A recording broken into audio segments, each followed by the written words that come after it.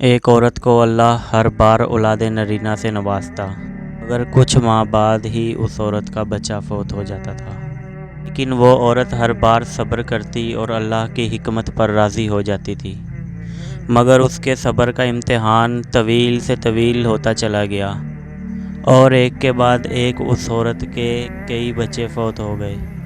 آخری بچے کے فوت ہونے پر اس عورت کا صبر کا بندھن ٹوٹ گیا۔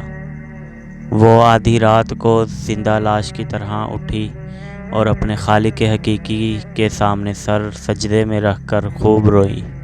اپنا غم بیان کرتے ہوئے کہا، اے کون و مکان کے مالک، تیری اس گنہگار بندی سے کیا غلطی ہوئی کہ سال میں 9 مہینے خون جگر دے کر بچے کی تکلیف اٹھاتی ہوں، اور جب امید کا درخت پھل لاتا ہے تو صرف چند ماہ اس کی بہار دیکھنا نصیب ہوتی ہے۔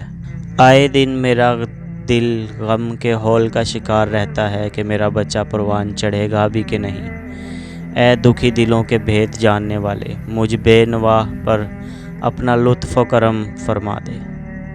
روتے روتے اسے اونگ آ گئی۔ خواب میں ایک شگفتہ پربہار باغ دیکھا، جس میں وہ سیر کر رہی تھی کہ سونے چاندی کی اینٹوں سے بنا ایک محل نظر آیا، جس کے اوپر اس عورت کا نام لکھا ہوا تھا۔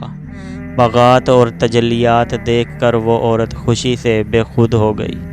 محل کے اندر جا کر دیکھا تو اس میں ہر طرح کی نعمت موجود تھی، اور اس کے تمام بچے بھی وہاں موجود تھے جو اسے دیکھ کر خوش ہو گئے۔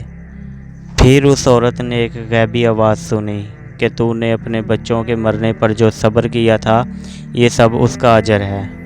خوشی کی اس لہر سے اس کی آنکھ کھل گئی۔ جب وہ خواب سے بیدار ہوئی تو اس کا سارا ملال جاتا رہا، اور اس نے بھیگی ہوئی آنکھوں سے عرض کیا، یا الہی، اب اگر تو اس سے بھی زیادہ میرا خون بہا دے تو میں راضی رہوں گی۔ اب اگر تو سینکڑوں سال بھی مجھے اس طرح رکھے تو مجھے کوئی غم نہیں ہوگا۔ لیکن یہ انعامات تو میرے صبر سے کئی زیادہ ہیں۔ ناظرین، انسان کو ہر حال میں صبر کا دامن تھامے رکھنا چاہیے، کیونکہ یہی چیز انسان کو اللہ کے قریب کرتی ہے۔